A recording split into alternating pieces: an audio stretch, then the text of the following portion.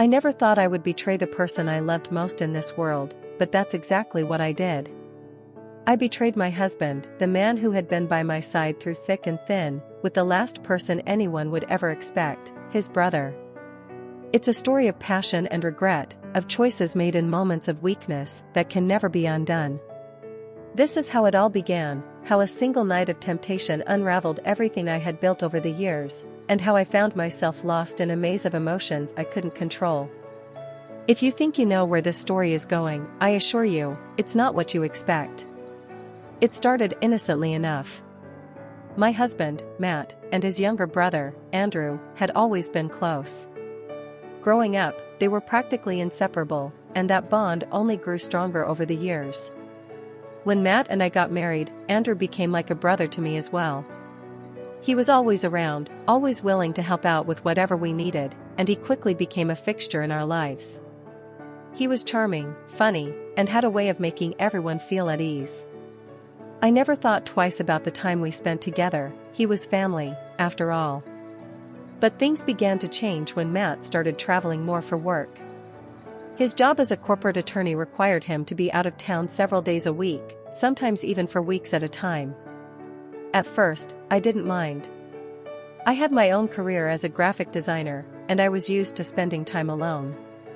But as the weeks turned into months, I found myself feeling increasingly lonely. Matt was still the same loving husband when he was home, but his absences began to wear on me. I missed the little things, having dinner together, talking about our days, just being in the same space. Andrew was there to fill the void, always willing to keep me company when Matt was away.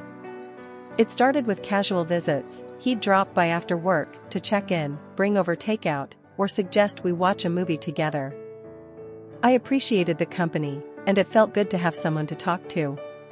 But as time went on, I began to notice that our conversations grew deeper, more personal. We talked about everything, our hopes, our fears, our frustrations. He confided in me about his struggles with relationships, and I found myself opening up to him in ways I hadn't with anyone else, not even Matt. One evening, after a particularly stressful day at work, Andrew showed up at my door with a bottle of wine and a sympathetic smile. "I thought you could use a little relaxation," he said, handing me the bottle. I smiled, grateful for the gesture.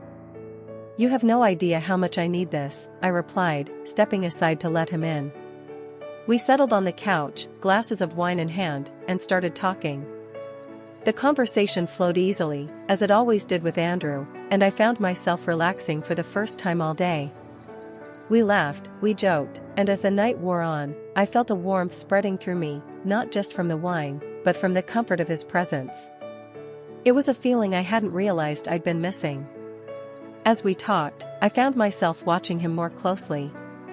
I noticed the way his eyes sparkled when he laughed, the way his smile seemed to light up the room. I'd always thought he was attractive, but it had never crossed my mind to think of him in that way. He was Matt's brother, after all, and I was happily married. But that night, something shifted. I couldn't put my finger on it, but I felt a pull toward him that I hadn't felt before, a longing I didn't understand. It was late by the time we finished the bottle of wine, and I was feeling the effects more than I expected. Andrew noticed too, and he offered to help me upstairs. "You look like you could use some rest," he said, his voice soft and caring. I nodded, too tired to argue, and let him guide me to my bedroom. I sat on the edge of the bed, suddenly feeling vulnerable, as he knelt down to take off my shoes. It was such a simple gesture, but there was something intimate about it, something that made my heart race. "Andrew," I began, but the words caught in my throat as he looked up at me, his eyes filled with an emotion I couldn't quite decipher. He stood up slowly, his hands resting on my knees, and for a moment, we just stared at each other. The air between us was thick with tension, with the unspoken feelings we had been dancing around for weeks. I knew this was the moment to stop, to tell him to leave, but I couldn't bring myself to do it. I didn't want him to go. I wanted him to stay, to be the one who filled the emptiness I'd been feeling for so long. Before I knew what was happening, Andrew leaned in and kissed me. It was soft at first, almost hesitant, as if he was giving me a chance to pull away. But I didn't. I couldn't. The moment our lips met, all the loneliness, all the frustration, all the longing I'd been bottling up for months came rushing out. I kissed him back with a desperation that surprised even me, and when he deepened the kiss, I felt myself falling, tumbling headfirst into something I knew I shouldn't want but couldn't resist. We moved together, our movements urgent, as if we were trying to make up for all the time we had spent denying what was happening between us. His hands were on my body, pulling me closer, and I couldn't get enough of him. It was wrong, so wrong, but in that moment, it didn't matter.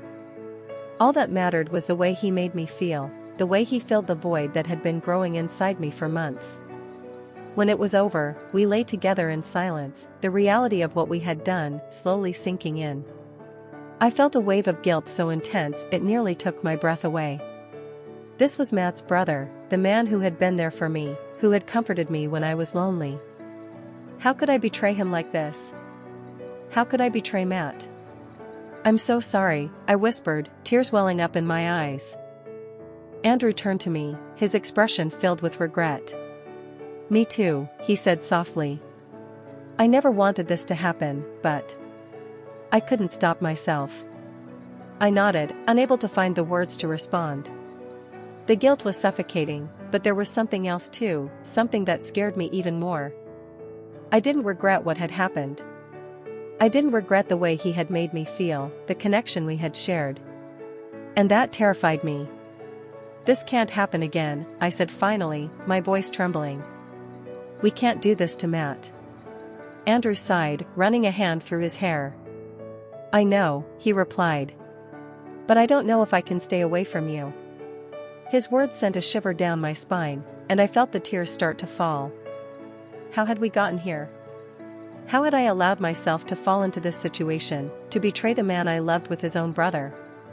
"We have to try," I whispered, my voice shaking. "We have to." The next few days were a blur of guilt and confusion.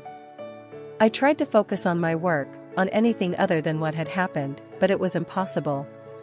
Every time I closed my eyes, I saw Andrew's face, felt his touch, and the guilt would come rushing back. I knew I had to tell Matt, but the thought of confessing what I had done, of seeing the hurt in his eyes, was too much to bear. Andrew and I tried to keep our distance, but it was easier said than done. He was always around, always there, and every time I saw him, I felt the pull between us, the connection we couldn't deny. We tried to act normal, tried to pretend that nothing had changed, but it was impossible. The tension between us was palpable, and I could see it in his eyes every time he looked at me. One evening, Matt came home from a business trip, looking more tired than I'd ever seen him. He barely had the energy to talk, and after a quick dinner, he went straight to bed. I watched him sleep, my heart heavy with guilt. I wanted to tell him, wanted to come clean and confess everything, but I couldn't do it. I couldn't destroy him like that. A few days later, Andrew showed up at our house unannounced. I was in the kitchen, making dinner, when I heard the door open. My heart raced as I turned to see him standing there, looking as conflicted as I felt. "We need to talk," he said, his voice low. I nodded, feeling a knot form in my stomach. "Not here," I whispered. "Not now." But Andrew wasn't deterred. He stepped closer, his eyes filled with determination. "We can't keep doing this, Emma. We can't keep pretending that nothing happened." I swallowed hard, feeling the weight of his words. "I know," I replied, my voice trembling. "But I don't know what to do." He reached out and took my hand, his touch sending a jolt of electricity through me. "I don't want to hurt Matt," he said softly. "But I can't keep lying to myself. I can't stop thinking about you." His confession hit me like a ton of bricks, and I felt the tears start to fall. I knew what he was saying, because I felt the same way. But admitting it, acknowledging that I had feelings for him, was something I wasn't ready to do. "We can't do this," I whispered, my voice trembling. "We have to stop." Andrew sighed, his grip on my hand tightening. "I don't know if I can," he replied, his voice heavy with emotion. Before I could respond, the front door opened, and Matt walked in. I quickly pulled my hand away from Andrew's, trying to act as if nothing was wrong. But I could see the suspicion in Matt's eyes as he looked between us. "What's going on?" he asked, his voice tinged with concern. "Nothing," I replied quickly, forcing a smile. "Andrew just stopped by to say hi." Matt didn't seem convinced, but he didn't press the issue. Instead, he turned to Andrew, his expression softening. "I'm glad you're here," he said, his voice warm. "It's good to see you." Andrew forced a smile, but I could see the conflict in his eyes. "Yeah, it's good to see you too," he replied, his voice strained. The rest of the evening was tense, the air thick with unspoken words. I could barely look at Matt, the guilt gnawing at me with every passing moment. I knew I couldn't keep this up, couldn't keep lying to him, but the thought of telling him the truth was unbearable. After dinner, Matt went to bed early, leaving Andrew and me alone in the living room. We sat in silence for a long time, the weight of what we had done hanging heavy in the air. "I'm sorry," Andrew said finally, his voice barely above a whisper. "I never meant for this to happen." I nodded, feeling the tears start to fall again. "Me neither," I replied, my voice cracking. "But we can't change it now." He sighed, running a hand through his hair. "What are we going to do, Emma?" I didn't have an answer. All I knew was that everything had changed, and there was no going back to the way things were before. In the days that followed, I tried to distance myself from Andrew, tried to focus on my marriage, on making things right with Matt. But it was impossible. The guilt was always there, lurking in the back of my mind, and every time I saw Andrew, it all came rushing back.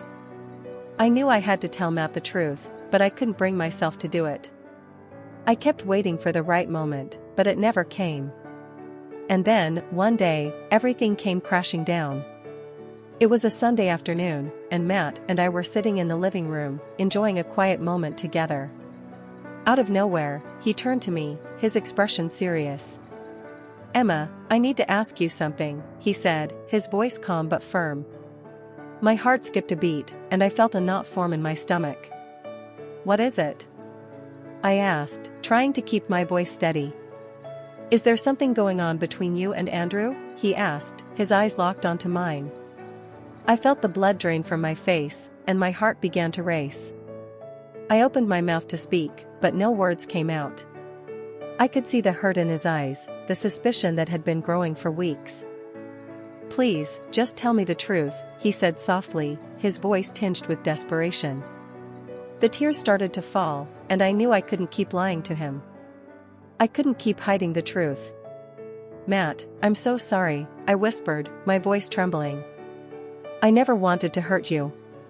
He closed his eyes, and I could see the pain written all over his face.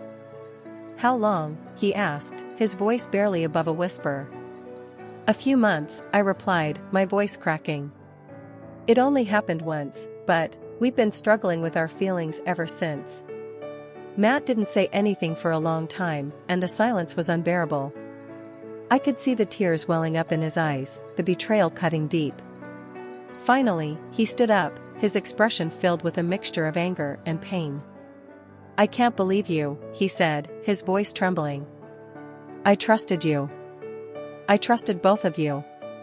I couldn't find the words to respond, couldn't do anything but sit there, my heart breaking as I watched him walk away.